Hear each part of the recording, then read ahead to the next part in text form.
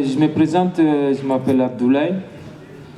Je connais le mouvement Gilet Noir et la Chapelle Debout quand ils ont équipé la tour Elior.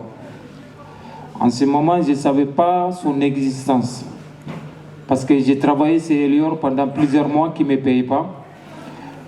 Le fait que je ne recevais pas mon paye, j'avais arrêté de travailler.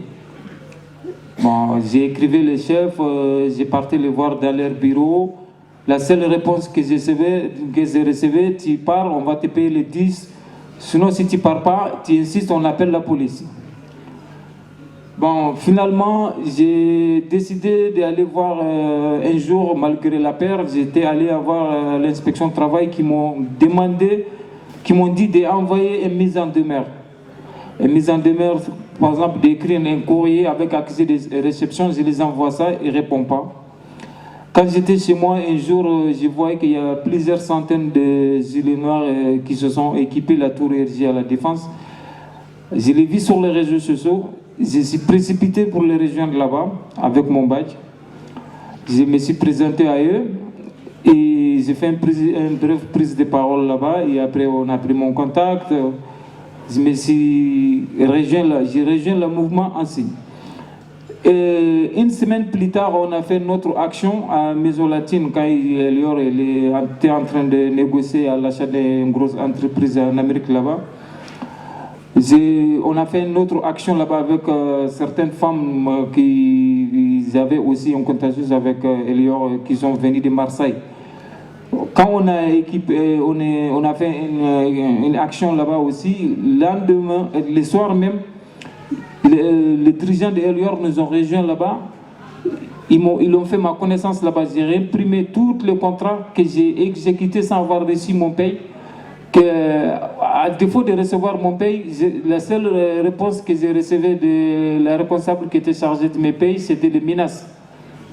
Les menaces. Tu pars, on va te payer quand on peut, sinon on appelle la police. Bon, à ma situation, si tu dis que tu appelles la police, je courrai aller.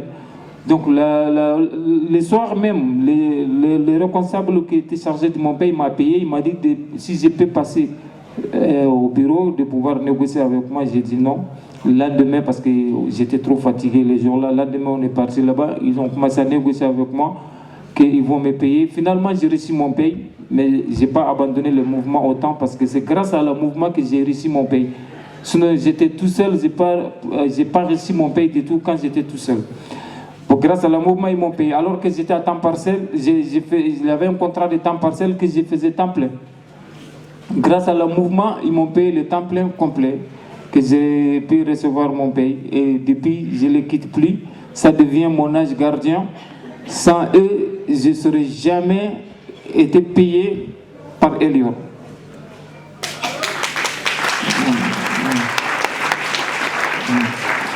Bon, du coup, on a eu un premier entretien, on a eu une première négociation avec eux. C'était le 8 juillet passé. On les avait fait une permanence pour regrouper certains dossiers. On a eu 203 dossiers, 203 sans-papiers qui travaillaient, c'est Elior qui les exploitait impunément. Donc ces 203 personnes, on a fait une permanence, on l'a déjà donné 23 parmi ces 203 dossiers pour les tester. Pour le moment, ils nous ont répondu que 10. La 13 autres, il n'a pas répondu, il n'a pas donné aucune précision là aussi. Il a dit juste OK pour les 10, les 13, il ne nous a pas répondu, sans compter les 80 dossiers qui restent. Donc du coup, on a un prochain rendez-vous avec eux, c'est vendredi prochain, à 13h30 au stade Charletti, parce qu'on a voulu faire cet entretien-là autour RG à la Défense. Comme là-bas, c'est trop beau, c'est un quartier chic, les pauvres ne sont pas très vus là-bas, d'avoir des 200 ou 300 personnes à la Défense, c'est pas bon pour leur image. Donc on va faire, ils ont exigé que ça se passe à stade Charletti. Donc du coup, on a besoin de tout le monde, tous les soutiens qui peuvent nous rejoindre là-bas, ça sera de bienvenus pour nous, parce qu'on a 180 dossiers à lui remettre. Et plus la 13 dossiers qui les a rejetés, qui les a exploités pendant longtemps. Et on a besoin de soutien de tout le monde et je vous remercie.